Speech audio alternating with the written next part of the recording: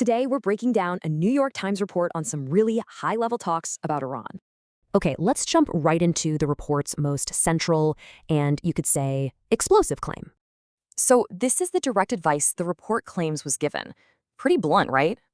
And the NYT says this came straight from MBS during his conversations with President Trump. And this was all about military operations, a clear push to keep the pressure on Iran. But what was the context for this advice? Let's look at the diplomacy happening behind the scenes. Turns out, these weren't just a few random calls. It was part of a pattern of constant communication. Yeah, we're talking almost daily calls between the US, Saudi, and Israeli leaders.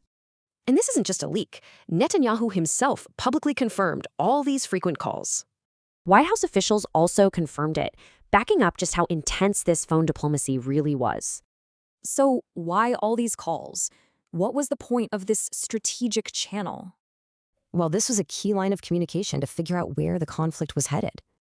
And the New York Times points to the talks with MBS as being especially important here. You know, this aggressive stance isn't exactly new for Saudi leaders. There's a bit of history.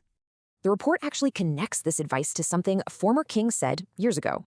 The advice back then? Cut off the head of the snake. Wow.